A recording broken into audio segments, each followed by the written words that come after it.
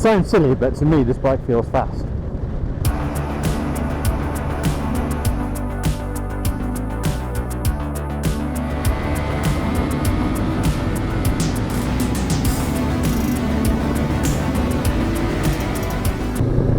Right, welcome back everybody. So today I'm out and about on the VOGE DSX 500, a new bike for the channel. Just gonna have an enjoyable time out in the sun in Wales and see where we get to.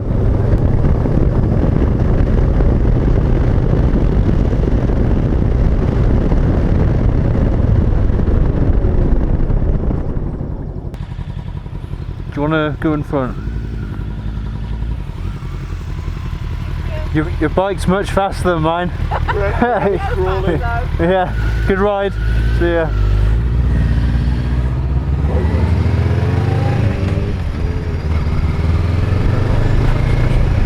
This is a nice stretch of tarmac, isn't it? They've redone all this road. This is the A44. Really nice. Well, this is why I bought this bike, to do long distance touring. And today we've left Worcester and we probably covered about 70 miles so far. Wow, okay.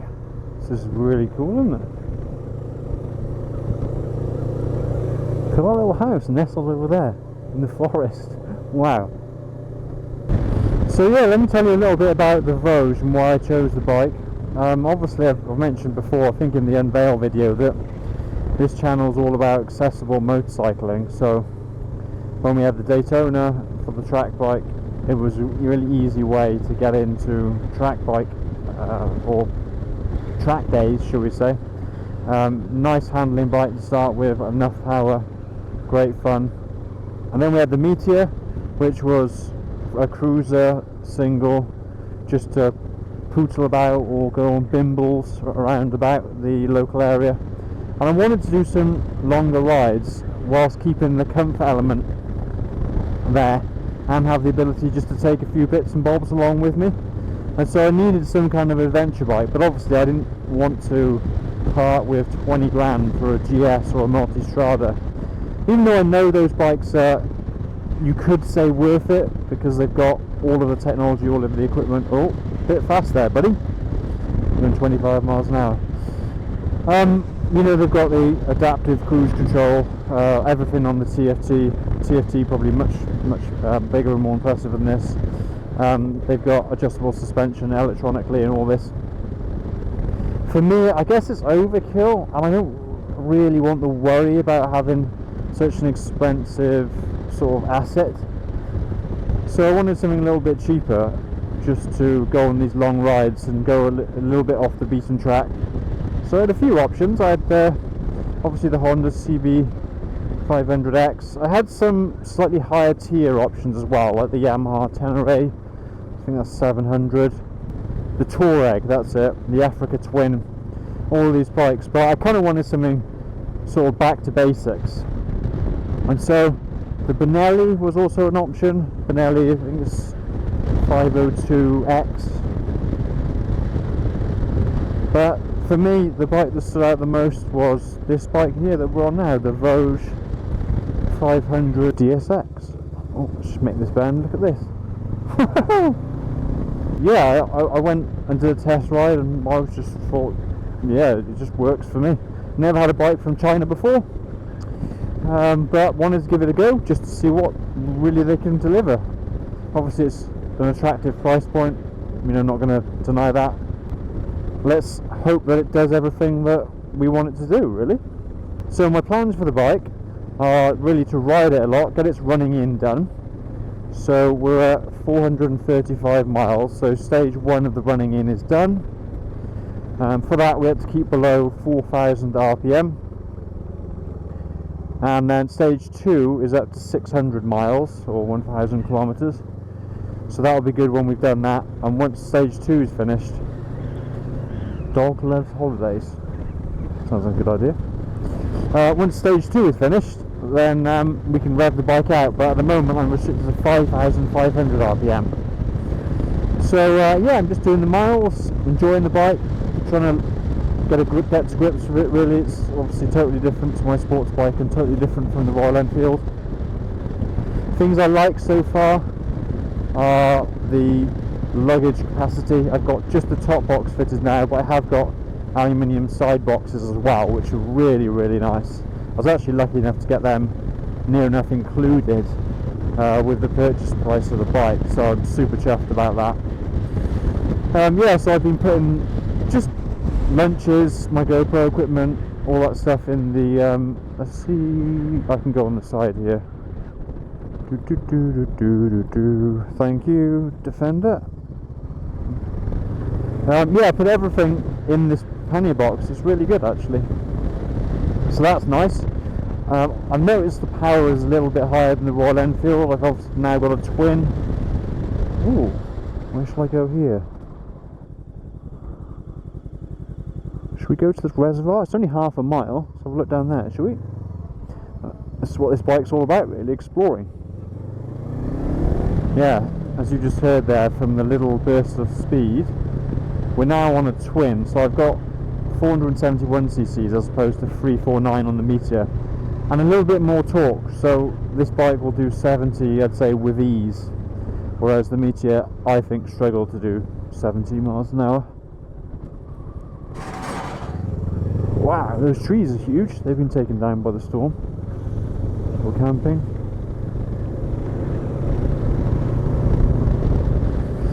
So I've noticed that I can open it up a little bit, you see? Which is good fun. Let's take it easy here.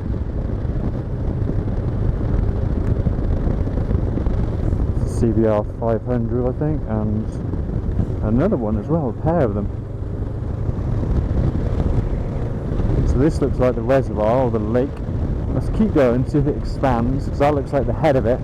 So the stream snaking its way into the wetland area. Yeah, so what have I noticed? Yeah, other than that, oh, the comfort. This seat is so darn comfortable.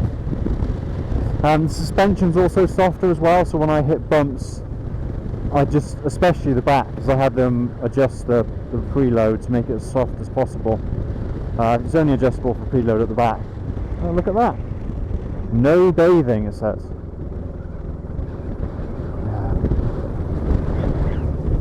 Whoa, look at this. This is a turn up for the books.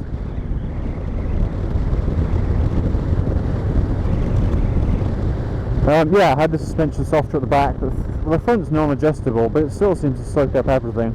I don't have that much travel. I've got 150mm. That's something you won't hear in most of the reviews about the VOGE, because they don't actually advertise that. It just says that in the owner's manual under the bike specification section. Wow, look at this. So yeah, very comfortable, more luggage, and I've got a little bit more power, right upright riding position. One thing which is similar to the Meteor is I'm still getting my buffeting. So buffeting is obviously the wind coming off the visor straight into my helmet.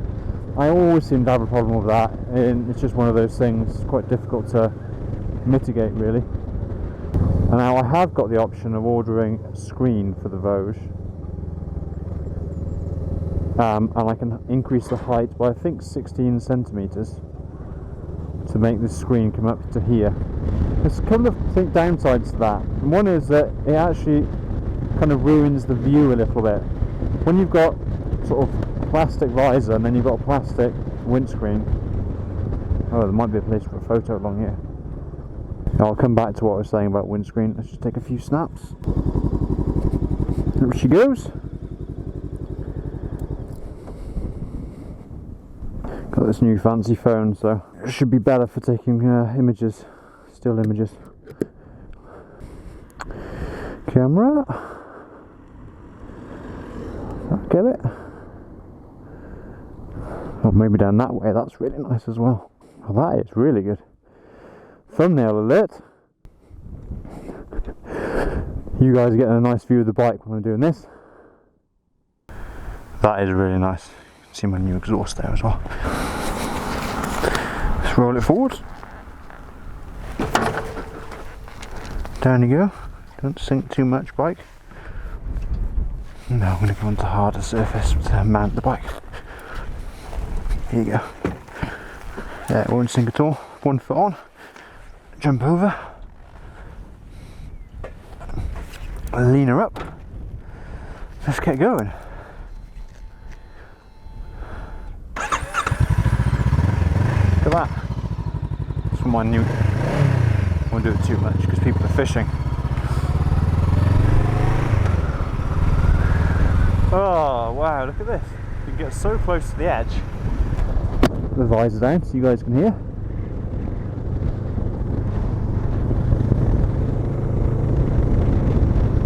Loads of people fishing and on boats and everything.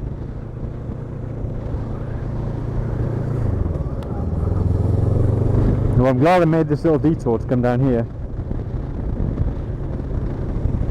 So now I'm going to tell you a little bit about the plans for the bike. So obviously I'm running it in, but I'm going to make some modifications as well.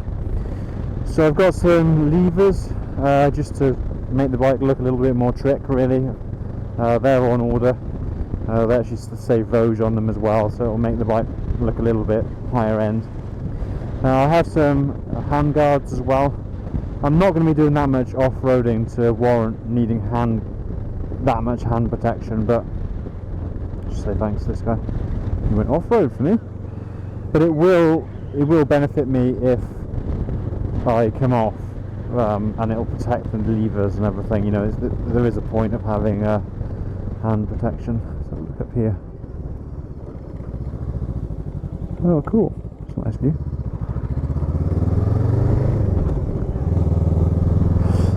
Yeah, and the other thing is just a little change for the black knob at the front there to make it look a bit smarter.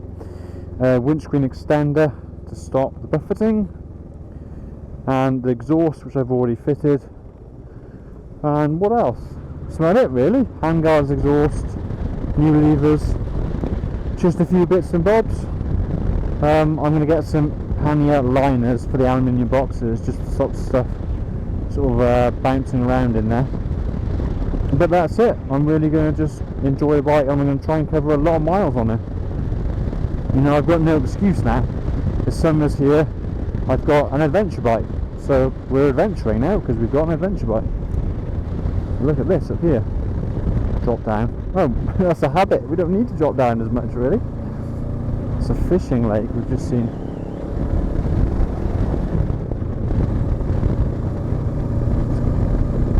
Climb up this hill now and see what's at the top.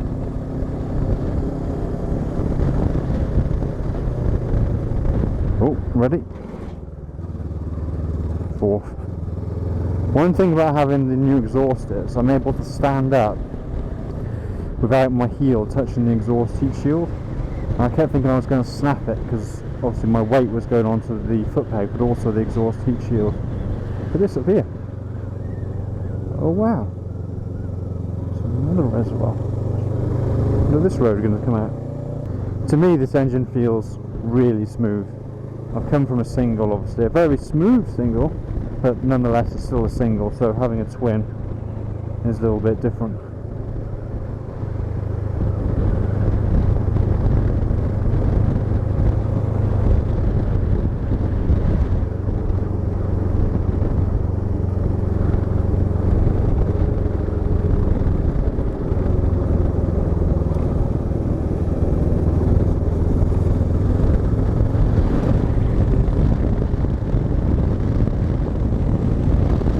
Some cool other things about this bike actually. Obviously I've mentioned spec wise, it's got KYB suspension, front and rear, Metzler Torrance 50/50 tyres, or perhaps they're 80/20, mainly road. A little bit of capability on gravel and loose surfaces. But yeah, it's got this handy screen at the top. I'm kind of feel spoiled. I've never had a TFT screen on the bike before, so it's quite pleasing to look at. And I've got the Bluetooth which connects to my phone. That's working first time of asking, unlike the Meteor's Tripper. That's working perfectly, so I'm happy about that. Wow, look at all this. This is the thing that when you just come off the beaten track and you just go and explore somewhere, look what you end up finding out. The challenge really is to remember should almost have a pin in the map so I remember where this place is, because you get such good, amazing views if you just come, you know, off grid. And this bike's kind of perfect for this as well, because if I end up on a very rutted lane or track, should we say, I won't damage it, if you know what I mean. It's kind of meant for that, and that's about the limits of the off-roading I'm going to do. Just the odd track with big potholes here and there. I'm not going to be taking it in, you know, deep sand or mud or anything like that. One thing I did think about is perhaps I should have gone for the 500DS, and that one is a couple of £100 cheaper, has cast wheels, more road tyres. Everything else is pretty much the same, identical lump, all the controls are the same bodywork, etc, etc. But I did think about going for that, in hindsight. Now I've got spoked wheels, so I've got that off-road capability, but I do think, well, would I use the off-road? I don't know, let's find out. It's never been a huge passion of mine to do a lot of off-roading. Just like to explore. Oh, I shouldn't speed here. Look at that little guy! He is so awesome. Lambing season. Oh. Out for a walk.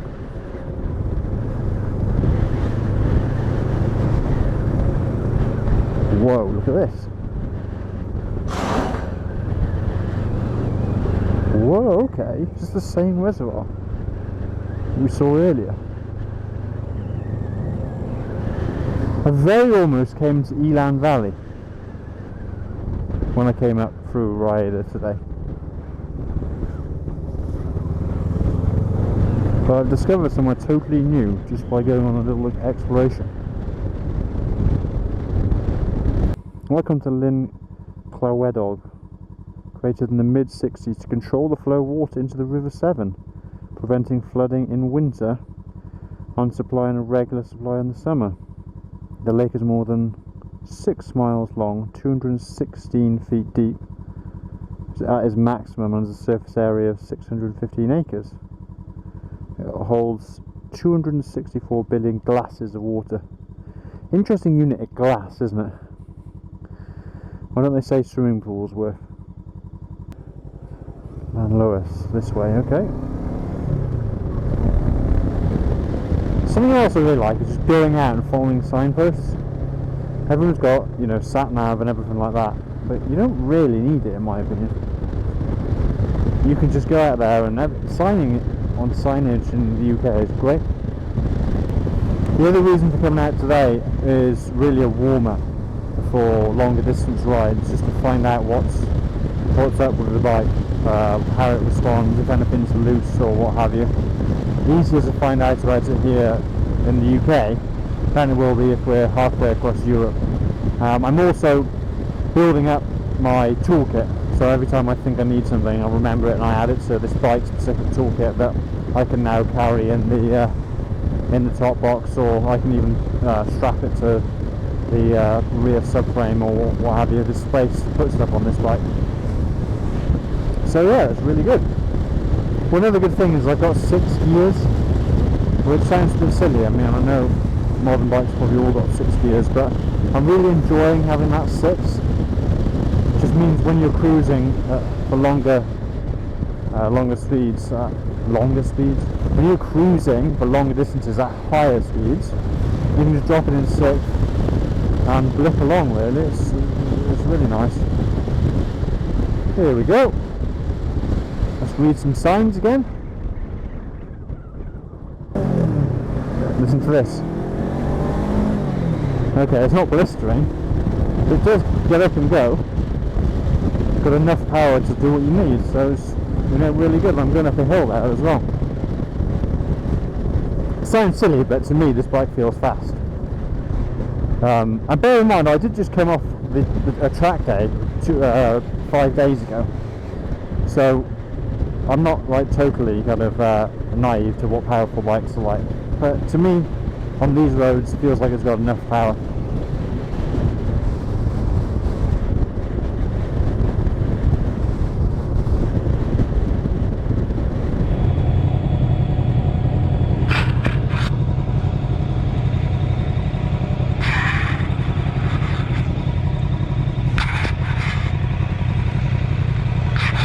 bit, isn't it? Oh, I didn't see him on the way down here. I didn't notice these. They've only just started doing them. Yeah, just now. I know. It's pretty dangerous, isn't it? Mine's a 22 plate bike. I only just got it. I don't want it stone chipped. Yeah, like. exactly. Like, this is only about a year old, not even a year old yet. Yeah. 71. Yeah, I mean that's nice. Yeah. I've got over like a PPF all over it to help protect it. Yeah, yeah. But even so, like, I can still feel a few bits and stuff. Yeah, yeah.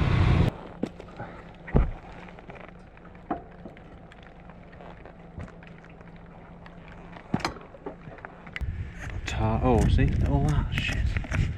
Look at all that. All that will fly up, you see.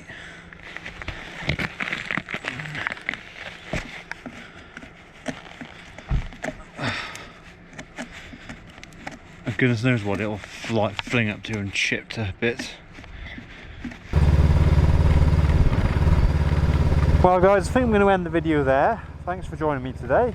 What we did today really was just go out, test the bike out on a longer road ride. We're doing a little bit of sort of track off-road here, very mild off-road you could say, just to get a feel for the bike. Yeah, what I wanted to know today is how far it goes on a tank of fuel, what the wind buffeting is like, that's something I need to check. If anything's loose, if anything's rattly, the exhaust I need to adjust a little bit when I get back. I want to do some miles on the bike, get a run in, and really check to see whether everything's set up for me to do longer rides into Europe later, or in coming weeks and months. So I think the bike performed really well today. I've had a great time. Weather's been perfect for it, and yeah, I think I'm just gonna go home, adjust a few things, look for a wind deflector. But other than that, I'm really enjoying it, and yeah, it's been a great day. So I'm just going to stop here, let this car go past, and yeah, I'll wish you all well. If you did like the content today, please do consider dropping us a like. If you want to ask me anything about my experience on the VOGE, I know it's not a hugely popular bike, but if you do want to know anything about it, or if you are considering buying one, then please do drop a comment. And also guys, if you want to see more adventures, then please do subscribe to the channel, hit the notification icon so you're alerted whenever I drop a new video. But yeah, just give you a little blip of the throttle. I've had a great day today guys, and yeah, I hope to see you in the next one. See you soon.